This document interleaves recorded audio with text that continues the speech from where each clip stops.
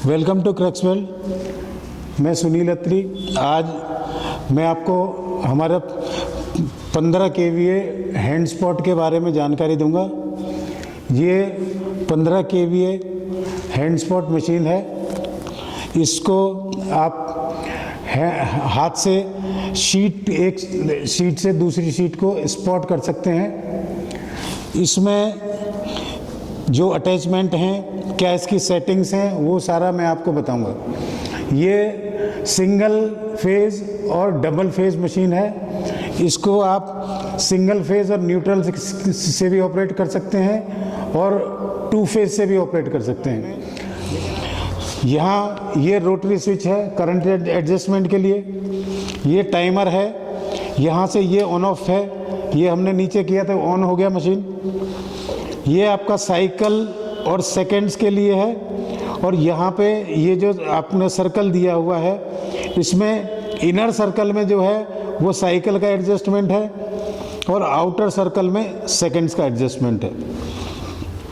ये दो अंदर मशीन में से कनेक्शन आते हैं, 2 प्लेट। इनमें से आप किसी में भी टॉर्च और किसी में भी अर्थिंग कनेक्ट कर सकते हैं। हमने इसमें टॉर्च कनेक्ट किया हुआ है, ये केबल कनेक्ट किया। इसमें केबल के साथ में एक वायर है जिसमें कि 2 पिन सॉकेट लगा हुआ है, जो काम आता है आपका टॉर्च गन के ट्रिगर के लिए, स्विच के लिए।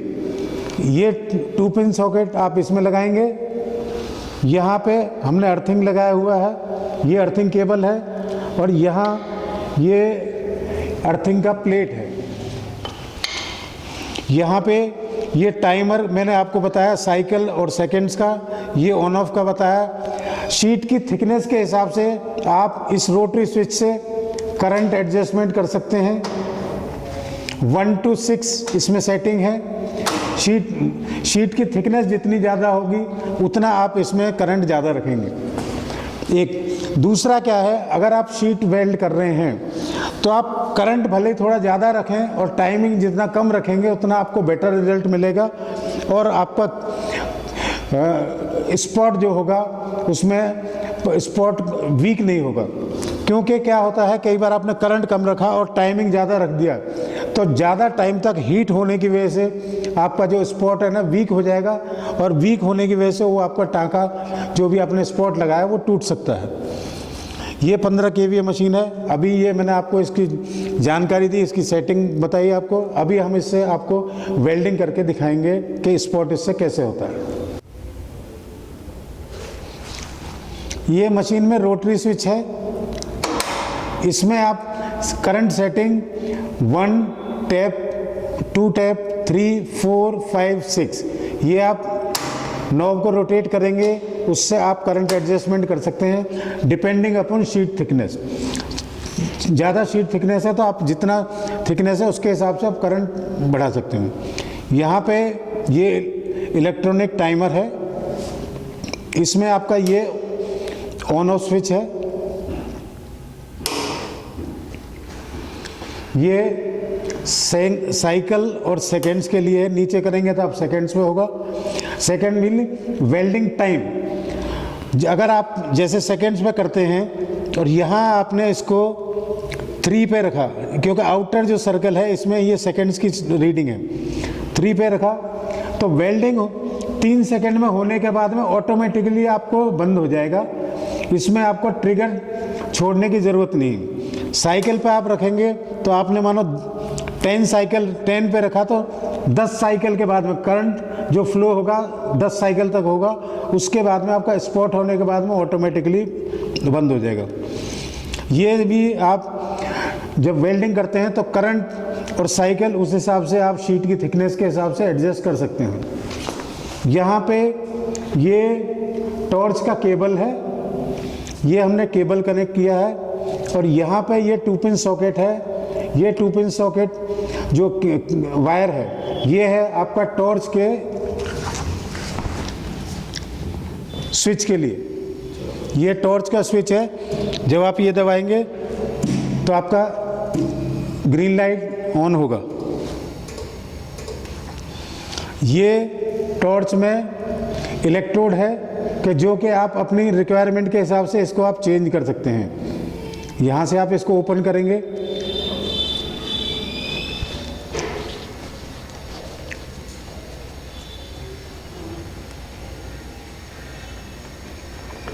ये इलेक्ट्रोड खुल गया। आप दूसरा इलेक्ट्रोड भी चेंज कर सकते हैं। इलेक्ट्रोड का आप किसी भी शेप, जैसे आपका डिपेंड करता है कि आप कहीं अंदर आपको करना है तो इसको शेप आप दे सकते हैं, एस शेप।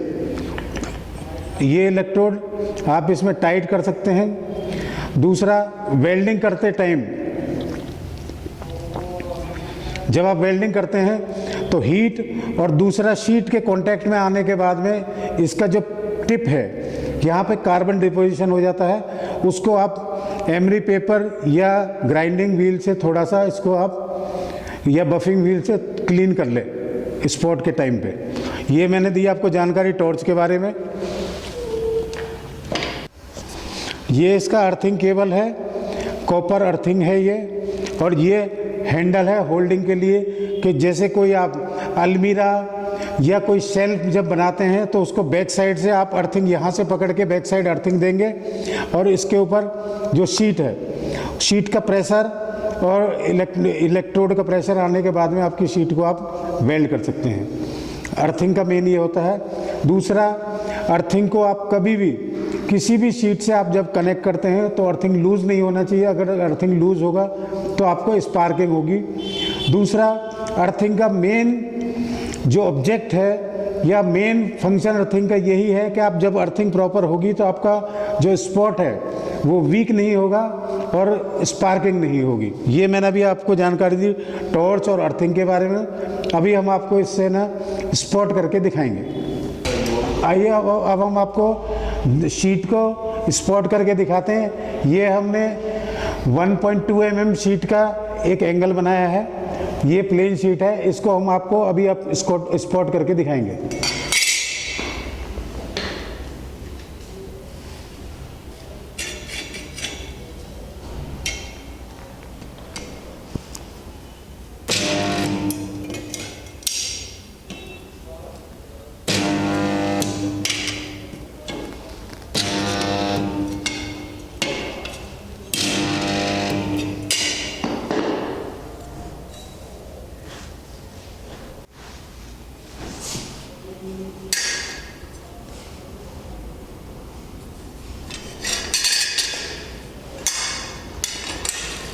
ये अभी हम आपको दूसरा शीट के ऊपर स्पॉट करके दिखाते हैं।